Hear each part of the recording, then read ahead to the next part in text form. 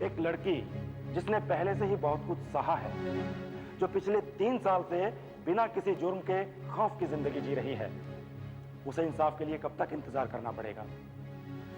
यह लड़का नारायण मेरी क्लाइंट और उसके घर वालों को लगातार डराता धमकाता रहा है, उन्हें यह केस वापस लेने के लिए मजबूर करता रहा है।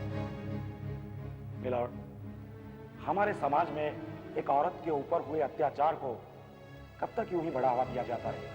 कब तक? जब तक अदालत को विश्वास नहीं हो जाता कि इन पर अत्याचार हुए हैं।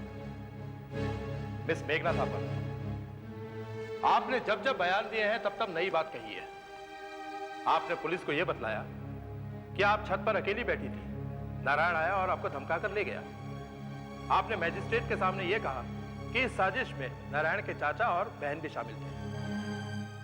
आपने कल अदालत में यह कहा कि आप किचन के साथ वाले बरामदे में बैठी थी, नारायण आपके पास आया और उसने कहा कि आपके भाई का एक्सीडेंट हो गया है।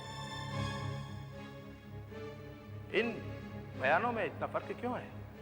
वो इसलिए मिलॉर्ड, क्योंकि ये लड़की बहुत घबराई हुई है, बहुत कुछ सहा है इसने, बहुत अत्याचार हुए हैं इसके ऊपर, और जाहिर सी बात है ऐसी हालत में किसी का भी मानसिक संतुलन बराबर नहीं रह सकता। और एक बात और, इन सवालों से इस लड़की को कुछ और नई बातें याद आई हैं और शायद इसीलिए बयानों में थोड़ा बहुत इधर उधर हुआ है।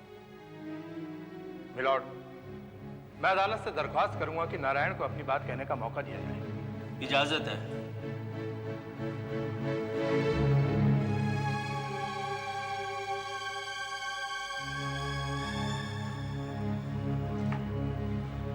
नारायण, अदालत को यह बताओ कि तुम्हारे साथ दरअसल हुआ क्या था?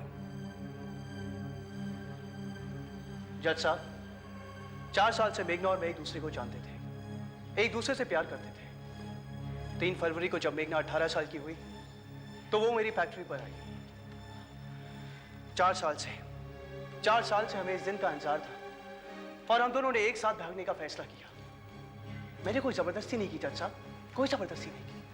उस दिन तुम 11 फरवरी को कोर्ट क्यों आ रहे थे? मुझे पता लगा कि मेघना की मम्मी डैडी ने मेरे खिलाफ कंप्लेंट की है और मैं एंटीसिपेटरी बेल एप्लीकेशन देने यहाँ आ रहा था जब इन लोगों ने मुझे देखा और पकड़ लिया। मिलॉर्ड, मिस्टर थापर ने अपनी पुलिस रिपोर्ट में यह लिखवाया है कि मेघना की उम्र 17 साल थी।